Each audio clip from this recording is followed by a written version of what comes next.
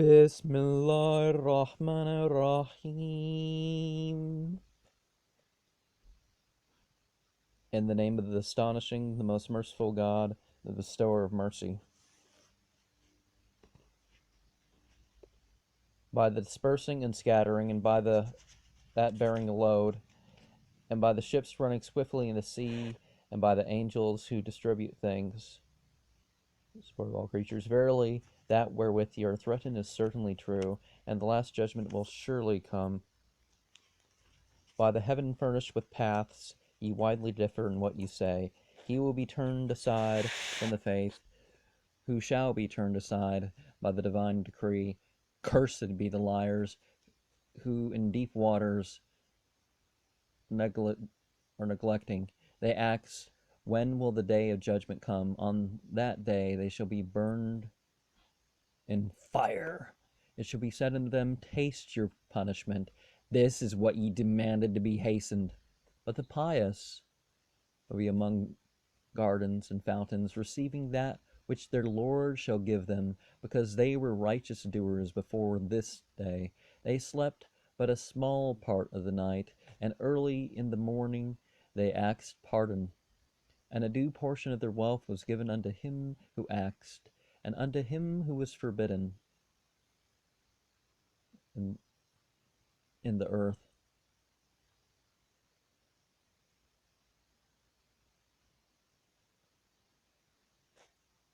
Goodness of the earth. Unto men of sound understanding, and also in your own selves will ye not therefore consider? Thy sustenance is in the heaven, and also that which ye are promised. Wherefore, by the Lord of heaven and earth, that this certainly is the truth, according to what ye yourselves speak. Hath not the story of Abraham's honored guests come to thy knowledge, when they went in unto him and said, Peace? He answered, Peace. These are unknown people. And he went privately unto his family, and brought a fatted calf, and he set it before them. And when they touched it not, he said, Do ye not eat? And he began to entertain a fear of them. They said, Fear not. And they declared unto him the promise of a wise youth. And his wife drew near with exclamation, and she smote her face, and said, I am an old woman and barren. They answered, Thus saith thy Lord, verily he is the wise, the knowing. Abraham said unto them, What is your errand, therefore, O messengers? They answered, Verily we are sent unto a wicked people, that we may send down upon them stones of clay, marked from thy Lord, for the destruction of the transgressors. And we brought forth the true believers which were in the city, but we found not therein more than one family of al-Muslimin, of submitters. And we overthrew the same, and left a sign therein unto those who dread the severe chastisement. And Moses also, when we sent him unto Pharaoh with manifest power, but he turned back with his princes, saying, Is a sorcerer or a madman. Wherefore we took him and his forces, and cast them into the sea, and he was one worthy of reprehension. And, the title bar, the big body of water, not the Red Sea. There was no Pharaoh cast in the Red Sea, and the Koran doesn't say that. Also was a sign, when we sent against them a destroying wind, it touched not aught whereon it came, but it rendered the same as a thing rotten. In the mood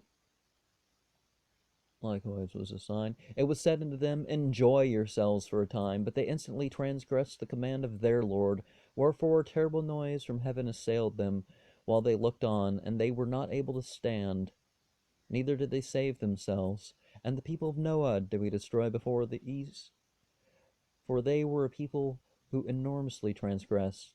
We have built the heaven with might, and we have given it a large extent, and we have stretched forth the earth beneath, and how evenly have we spread,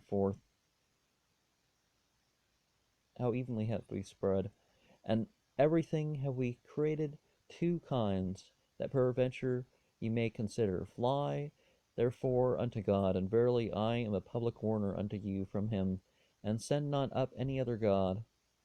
Verily I am a public warner unto you from him. In like manner there came no apostle unto the predecessors that they said, is a magician or a madman. Had they bequeathed this behavior successfully the one to the other? Yea, they are people who enormously transgress, wherefore withdraw from them, and thou shalt not be blameworthy in so doing. Yet continue to admonish, for the admonition profit the true believers. I have not created jinn and men. The plural of the fire beings is jinn, jinn, gen, genie, or however you're supposed to pronounce it with two eyes, is, I'm guessing, the attempt to render the singular, that they should serve me. I require not any sustenance from them, neither will I that they feed me. Verily, God is he who provideth, possessed with mighty power. And 56 through 58, you have the purpose of life, then you have a verse, why, and then you have sort of a response verse to the issue. وَمَّا خَلَقْتُ الْجِنَّ وَالْإِنسَ إِلَّا لِيَعْبُدُونِ مَا أُرِيدُ مِنْهُم مِّن رِّزْقٍ وَمَا أُرِيدُ أَن يُطْعِمُونِ إِنَّ اللَّهَ هُوَ الرَّزَّاقُ ذُو الْقُوَّةِ الْمَتِينُ. And if we go back there, 48 and 47, let's remember that it's not implying that the earth is flat and the universe is in a layered cake. The earth is described as a peculiar round that kind of really matches the shape of the earth, that it's similar to this type of egg that's kind of fat in the middle, and that's the shape of the earth and not a sphere. Unto those who shall injure our apostle shall be given a portion like unto the portion of those who behaved like them. They shall not wish to be hastened. Woe therefore to the unbelievers because of their day which they are threatened.